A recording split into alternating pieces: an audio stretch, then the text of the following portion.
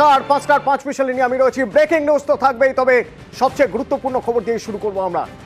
আগামীকাল সিংহাসনের মহাসংগ্রাম শুরু হচ্ছে। দেশ জুড়ে প্রথম পর্যায়ের ভোট গ্রহণ হবে আগামীকাল। 102টি আসনের ভোট গ্রহণ হবে আগামীকাল। 18তম লোকসভা নির্বাচনের প্রথম পর্যায়ের ভোট গ্রহণ। দেশের 21 রাজ্য কেন্দ্রশাসিত অঞ্চলে ভোট গ্রহণ হবে। মোট 102টি আসন, যার মধ্যে এ রাজ্যের 3টি আসনও রয়েছে। থাকছে মাওবাদী এলাকা বস্তার, গড়চিরৌলি।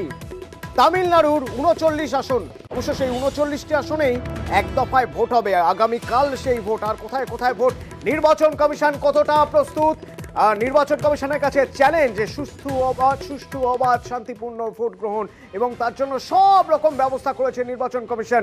নির্বাচন কমিশনের দপ্তর থেকে আমার সঙ্গে রয়েছেন মৈত্রীর সঙ্গে একবার কথা বলবো। মৈত্রী, নিঃসন্দেহে এই মুহূর্তে নির্বাচন কমিশন সবচেয়ে টেনশন ভরা একটা জায়গা, কারণ এতদিন ধরে তারা যে প্ল্যান করেছে, যা কিছু করেছে, সেই সব কিছু আগামীকাল থেকে কার্যকর হবে। প্রথম দফার ভোটের আগে নির্বাচন কমিশনের দপ্তরের যদি আমি ছবিটা বলতে পারি, দফায় দফায় দিল্লিতে কথা হচ্ছে, ঠিক কিরকম অ্যাম্বিয়েন্স দেখছো তুমি?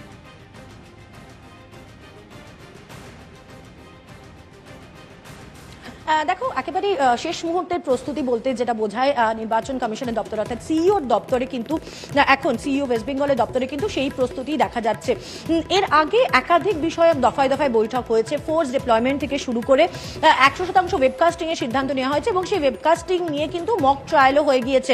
এবং এবারই কিন্তু প্রথমবার এই ওয়েবকাস্টিং যখন 100% হচ্ছে, তখনই কিন্তু আর্টিফিশিয়াল ইন্টেলিজেন্স বা কৃত্রিম বুদ্ধিমত্তার সহযোগিতা নিচ্ছে মুখ্য নির্বাচনী আধিকারিকের দপ্তর। ফলে সেই জায়গায় দাঁড়িয়েও সেটা কতটা কাজ করবে, অর্থাৎ এই এআই সিস্টেম কোন বুথে কোন ওয়েবকাস্টিং এর ক্যামেরায় কোথায় কোন সমস্যা হচ্ছে, সেই তথ্য তৎক্ষণাৎ পাওয়া যায় কিনা। এবং কালকে আমরা জানি যে কালকে কোচবিহারের ভোট রয়েছে। ফলে কোচবিহার একটা সেন্সিটিভ জায়গা। কোথাও একটা গিয়ে কোচবিহারের শীতলকুচির যে ছায়া, সেটা যাতে কোনোভাবেই এবারের ভোটে না পড়ে, তার জন্য তৎপর রয়েছে প্রশাসন। ইতিমধ্যেই সেখানে ফোর্স ডিপ্লয়মেন্ট থেকে শুরু করে সবকিছুর দিকে বাড়তি নজরদারি দেওয়া হয়েছে। এই 3 কেন্দ্র সবকটিতেই কিন্তু বাড়তি গুরুত্ব দিয়ে দেখা হচ্ছে নির্বাচন কমিশনের তরফ থেকে। কিছুক্ষণ আগেই সমস্ত অবজারভারদের সঙ্গে, অর্থাৎ পুলিশ অবজারভার এবং জেনারেল অবজারভার এবং এই 3 কেন্দ্রে যারা অবজারভার এবং যারা ডিইও, যারা এসপি রয়েছেন, তাদের সাথে একটি বৈঠক করেন এই ইলেকশন কমিশন অফ ইন্ডিয়ার অর্থাৎ জাতীয় নির্বাচন কমিশনার রাজীব কুমার, এবং তার সঙ্গে উপস্থিত ছিলেন নির্বাচন কমিশনের ফুল বেঞ্চের সদস্যরা।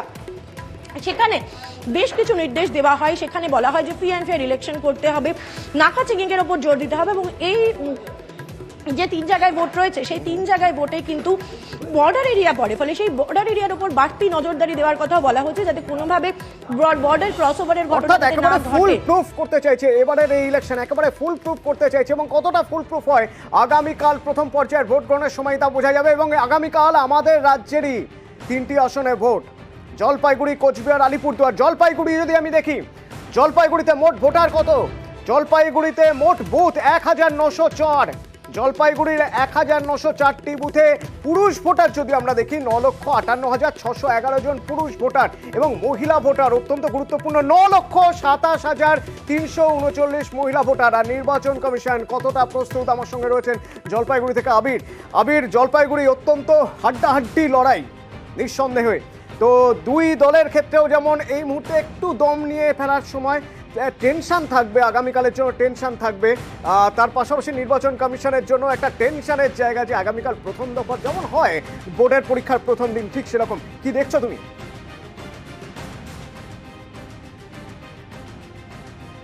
দেখো, জলপাইগুড়ি লোকসভার মধ্যে হচ্ছে একদিকে হচ্ছে ভুটান, অন্যদিকে বাংলাদেশ, দুটো সীমান্ত রয়েছে। ফলে এই সীমান্তবর্তী যে জায়গাগুলি রয়েছে, সেখানে সব থেকে বেশি করে নজর থাকছে হচ্ছে নির্বাচন কমিশনের। ইতিমধ্যে বিভিন্ন যে বুথগুলি রয়েছে, সেই বুথগুলিতে যারা ভোট গ্রহণ করানোর জন্য যে সমস্ত কর্মীরা, তারা ইতিমধ্যে পৌঁছতে শুরু করেছেন। বিশেষ করে চা বাগান এবং যে জঙ্গল এলাকার যে সমস্ত বুথগুলো রয়েছে, সেখানে দেখতে পাওয়া গেছে যে বুথের ভোট কর্মীদের পাশাপাশি কেন্দ্রীয় বাহিনীর পাশাপাশি সেখানে যারা বন দপ্তরের যারা কর্মীরা রয়েছেন সেই বন দপ্তরের কর্মীদের উপস্থিতি যথেষ্ট লক্ষণীয় এই জায়গাতে। রাজনৈতিক দিক থেকে অবশ্যই জলপাইগুড়ি লোকসভার কেন্দ্রের মধ্যে নজর অবশ্যই থাকবে। 2019-এর যে ফল, 2021-এর যে ফল, 2024-এর নির্বাচনের ক্ষেত্রে দাঁড়িয়ে তার অংশ কি, তাকে ঘিরে অবশ্যই কাটাছেঁড়া চলছে এবং বিভিন্ন রাজনৈতিক দলের প্রতিনিধিরা গত কয়েকদিন ধরে প্রচার অবশ্যই সেরে ফেলেছেন। তবে অতনু, তুমি যেটা বলছিলে যে টেনশনের যে বিষয়, সেই টেনশনের বিষয় অন্তত সকাল থেকে নির্বাচন কমিশনের যারা প্রতিনিধি রয়েছেন বা যারা প্রার্থীরা রয়েছেন তাদের মধ্যে লক্ষ্য করতে পারা যায়নি। তারা অবশ্য বলছেন একেবারে শান্তিপূর্ণভাবে একে অপরের সাথে মিলেমিশে নির্বাচনের দিনটি হবে। তবে বেশ কতগুলো জায়গাতে কথা বলতে গিয়ে যেটা মনে হয়েছে, ভোটকর্মীদের সাথে বিশেষ করে জঙ্গল এলাকাতে কেন্দ্রীয় বাহিনী বা ভোটকর্মীদের জন্য বিশেষ ধরনের ব্যবস্থা থাকলেও হাতির ভয় বা বন্য জন্তুর যে ভয় বেশ কতগুলো জায়গাতে তাদের মধ্যে রয়েছে। তবে সমস্ত ধরনের শান্তিপূর্ণভাবে নির্বাচন পরিচালনা করার জন্য যে ব্যবস্থাটা ইতিমধ্যে জলপাইগুড়ি জুড়ে নির্বাচন কমিশনের তরফ থেকে ইতিমধ্যে বলবৎ করা হয়ে গিয়েছে। অতনু, কোচবিহার টেনশনের জায়গা যদি বলতে হয়, নির্বাচন কমিশনের মাথা ব্যথার জায়গা নিঃসন্দেহে কোচবিহার। তো কোচবিহারে কটি বুথ একবার চট করে দেখে নেওয়া যাক। কোচবিহারে মোট বুথ 2043। আগামীকাল কোচবিহারে ভোট। তো কোচবিহারে পুরুষ ভোটার 10,14,864 এবং মহিলা ভোটার প্রায় নেক টু নেক 9,51,996। নির্বাচন কমিশনের প্রস্তুতি কতটা কোচবিহারের জন্য জানবো। আমার সঙ্গে রয়েছেন ইরন। দিনহাটা, ভেটাগুড়ি, সিতাই, শীতলকুচি কদিন ধরেই খবরে চলে এসেছে। একদিকে জগদীশ চন্দ্র বর্মা বসুনিয়া, তার সঙ্গে উদয়ন গুহ, আর একদিকে নিশীথ প্রামাণিক। নির্বাচন কমিশনের কাছে বড় চ্যালেঞ্জ, মাথায় শীতলকুচি থাকছে। সেই দিক থেকে দেখতে গেলে নির্বাচন কমিশন কতটা প্রস্তুত, কি দেখছো তুমি?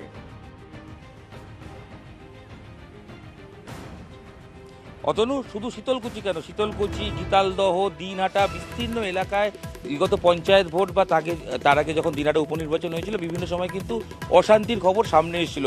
গত পঞ্চায়েত ভোটে দিনহাটার ছবি নিশ্চয়ই নিউজ 18 বাংলা দর্শকরা আজও তাদের মনে রয়েছে যে কিভাবে ব্যালট বাক্স পুড়িয়ে দেওয়া হয়েছিল, কিভাবে অশান্তি হয়েছিল।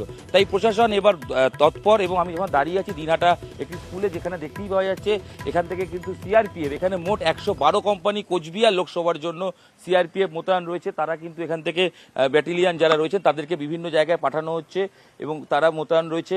সেই ছবিটা যখন দেখাচ্ছি, পাশাপাশি তোমাকে অতনু নিয়ে যাব যে ছবিটা দেখাতে, সেটা হচ্ছে যে ভোট গ্রহণের আগে এই অঞ্চলে যারা ভোট কর্মী, এই স্কুলে যারা এসছেন, প্রিজাইডিং অফিসার সহ যারা ভোটের দায়িত্বে রয়েছেন, তারা ঠিক এই মুহূর্তে কি করছেন সেই ছবিটা তুলে ধরি। কারণ দিনহাটা এমনি সবসময় সেন্সিটিভ একটা জায়গা, তবে তার আগে শেষ মুহূর্তে যদি প্রস্তুতি বলি সেটা একবার যদি দেখানো যায়, সেই ছবিটা আমরা দেখাবো এই মুহূর্তে।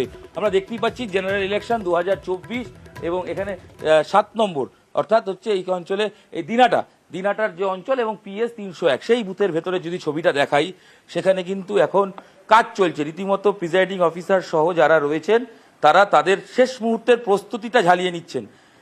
দাদা, আপনার সঙ্গে একটু কথা বলি, সেটা হচ্ছে যে প্রিজাইডিং অফিসার একটু এইদিকে ঘুরে, প্রিজাইডিং অফিসার এই মুহূর্তের কি কাজগুলো চলছে আপনাদের?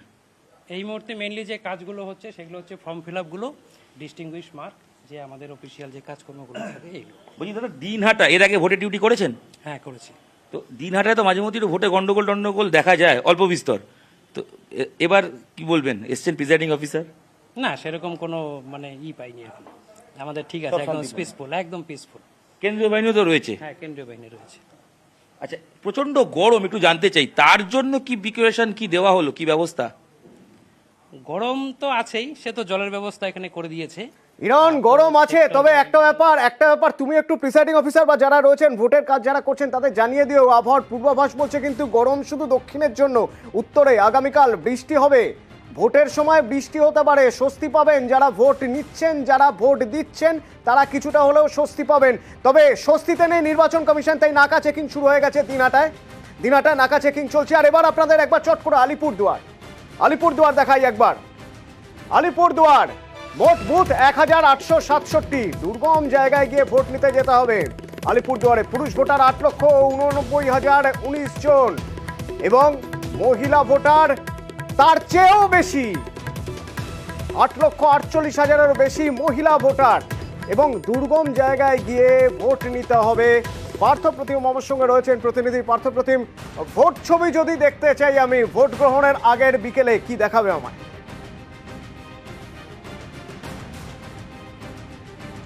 তোমাকে জানিয়ে রাখি যে এই আলিপুরদুয়ারে প্রত্যন্ত এলাকা, বিশেষ করে এখানে যেমন একদিকে চা বাগান রয়েছে, আবার তেমনি কিন্তু দুর্গম এলাকা যেমন বক্সা রয়েছে, জয়ন্তী রয়েছে, যেটা এই বক্সা পাহাড়, সেখানেও কিন্তু অনেকটা হেঁটেই কিন্তু যেমন ভোট কর্মীদের পৌঁছতে হচ্ছে আজকে, তেমনি কিন্তু আগামীকাল যারা ভোট দিবেন তারাও কিন্তু এই দুর্গম পাহাড়ি পথ বেয়ে তারা গিয়ে বুথে গিয়ে সেখানে ভোট দিবেন।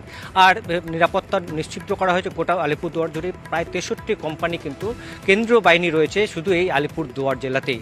এখানে একদিকে যেমন চা বাগান রয়েছে, অন্য স্বাভাবিকভাবেই এই চা বাগিচা এলাকায় কালকে কিন্তু একটা উৎসবের মেজাজে ভোট হবে, এমনটাই কিন্তু আশা যারা এই নির্বাচনে লড়াই করছে। আমি এখন যেখানে রয়েছি কুমারগ্রামে আলিপুরদুয়ারের প্রত্যন্ত এলাকায়, চা বাগান এলাকায়, এই বুথের প্রিসাইডিং অফিসারের সঙ্গে আমি কথা বলে নেব সরাসরি যে কতটা নিরাপত্তা ব্যবস্থা করা হয়েছে। হ্যাঁ, এখানে কেন্দ্রীয় বাহিনী রয়েছে, নিরাপদ সুনিশ্চিত করার জন্য কেন্দ্রীয় বাহিনী রয়েছেন, পুলিশ আধিকারিকও রয়েছেন। আমরা তো মনে করছি অর্থাৎ নিরাপত্তার অভাব বোধ করছেন না কোনোভাবেই। নিরাপদ, পার্থপ্রতিম থ্যাংক ইউ ধন্যবাদ পার্থপ্রতিম। নিরাপদ বোধ করছেন, তবে টেনশন রয়েছে নির্বাচন কমিশনের, কারণ আগামীকাল প্রথম দফার ভোট। মর্নিং সোজদারে প্রথম দিনেই বোঝা যাবে নির্বাচন কমিশন কতটা আঁটো নিরাপত্তার মধ্যে সুষ্ঠু, অবাধ, শান্তিপূর্ণ ভোট করাতে পারছেন। এবং তার আগের দিন ওই যে দিনহাটার কথা বলছিলাম, নিশীথ উদয়নের কথা বলছিলাম, উদয়নকে কি সতর্ক করলো কমিশন, এরকম একটা খবর বেরিয়েছিল বটেই। তবে সেই খবর নিয়েও ধন্দ। কেন ধন্দ জানাবো বিরতির পর, সঙ্গে থাকুন। गजब ग्रिप कैसे SRMB जैसे SRMB TMT बार की विन ग्रिप टेक्नोलॉजी सीमेंट के साथ बनाए मजबूत पकड़। Grip is important.